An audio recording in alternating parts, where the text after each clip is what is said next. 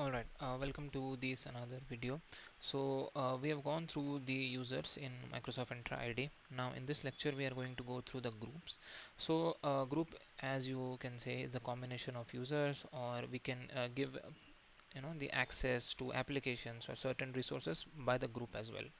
So now let's create a group. So basically there are two types of group. One is security group and another one is Microsoft 365 group. So what is the major difference between these two groups? So first of all, if I select Microsoft 365, you can see the names, and if I select the Microsoft 365, one additional pointer has come, which is group email address. Okay, so this is on Microsoft.com. So that is the major difference. Now the major difference between security and Microsoft 365 group is, in a Microsoft 365 group we have the access to shared calendar. Suppose in an organization, you are working for an organization, right? So you'll have the access to teams, you'll have the access to their calendars, and something like that. So that is the major difference between the Microsoft 365 and a security group. So security group mainly deals with the application group, yeah, something like that, not related to Microsoft 365 resources. So Outlook, calendar, teams, something like that. Let's create a new security group, and let's give this name as demo group, and then this is a demo group. Okay, Microsoft Entra roles can be assigned to this group. Okay, so if we say yes, then it is only assigned. Okay, so which means if we give any Entra ID roles, so switching this to yes, use this group to assign the roles. Once set, the group's eligibility is permanent. Okay, so now if there are specific Entra ID roles which are there, and if we want to give that to this rule, then we select yes. For now I am going to select as no. Okay, now the next thing is membership type. So there are three membership types. First is assigned, second is dynamic user, and third is dynamic devices.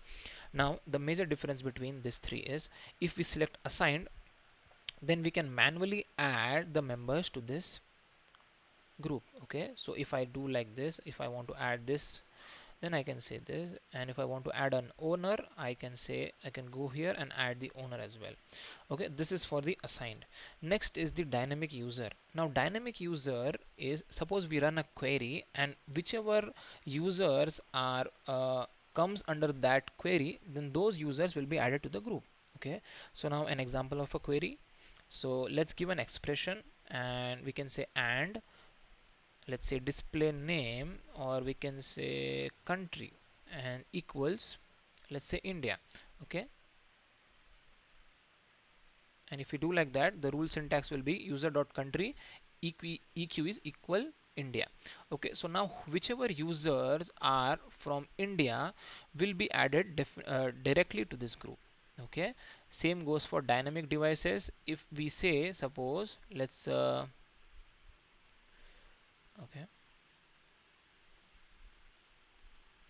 now let's give it to assign and then dynamic devices. Okay, so let's say, okay, now let's give and add devices. So we can go here and add devices, but what I want to do is, okay, this has,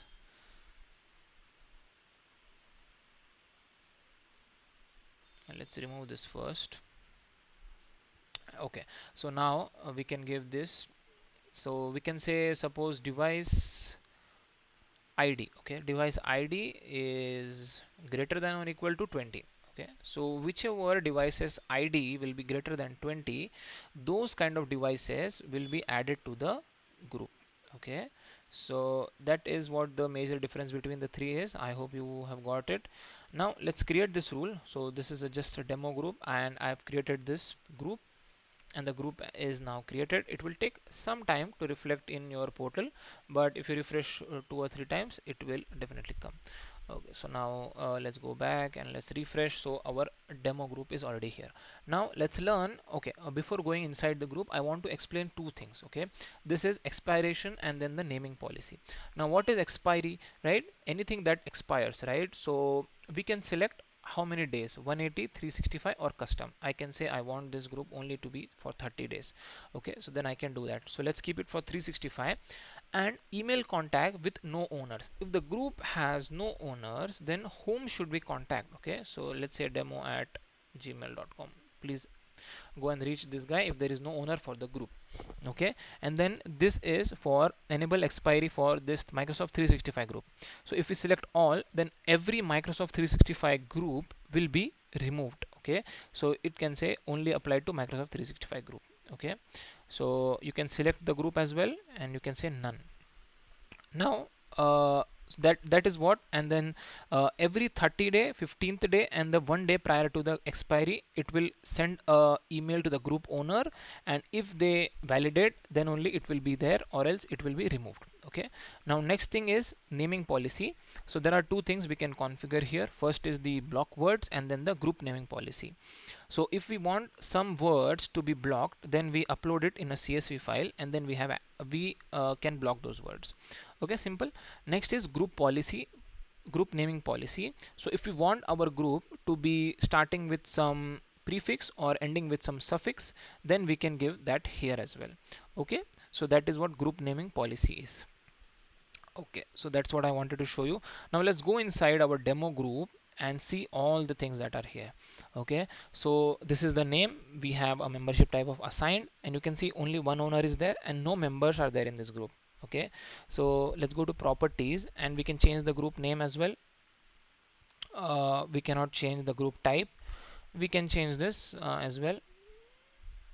Okay, so let's go to members. So there are no members. Okay, so we can go here and add members. So let's add a single member here, and that member is successfully added. So you can see it has reflected here. We can also bulk operations we can do, as I've showed you in the users as well. We can import the members in a CSV file, and it will be all part of the group as well. Okay, so now owners, I've already given myself as the owner, and if I go here, you can see I am the owner. Okay, and now I have one assigned role, which is the global administrator. Okay, so I'll go back to the groups. Okay, so now roles and administrative, which we have seen. Then administrative units, if this is group is any part of an administrative unit, then we can give it here. Now group membership, if there is any membership, so demo group, right? So we can just say, okay, this membership has been added to demo group. Okay, next is application. If there is any application that we want access to give this to the group, then we can select here. But currently in my portal, I don't have any application. Now in the licenses, there is no licenses found, but we have this P2 license, and if I select this one, then we will have this P2, and these all the multi-factor authentication we can have. So let's give that to this group. And okay, we have that now. So you can see Microsoft Entra ID P2 license we have, and all the 4 services we are enabling.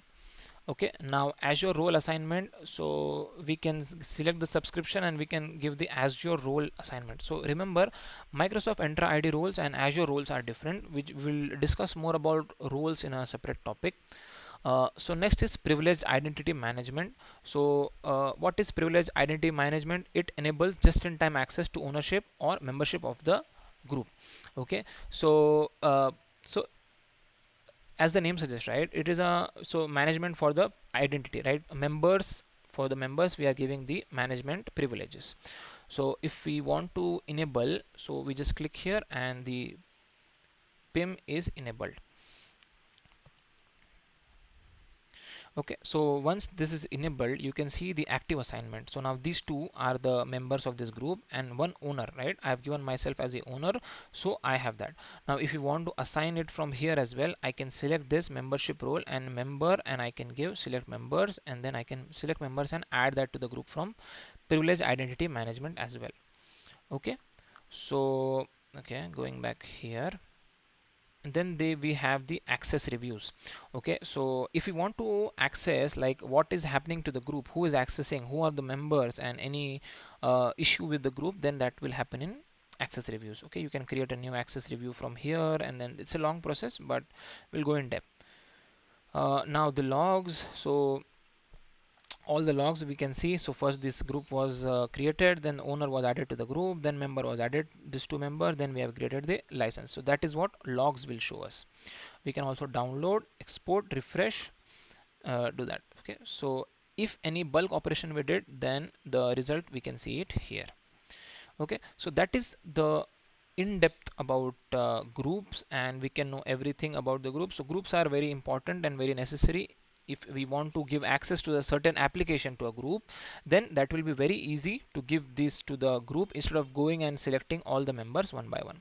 Okay, so I hope you have understood the groups concept very clearly. If you have any doubt, please feel free to leave a comment, and I hope you have got it. So thank you, and see you in the next one.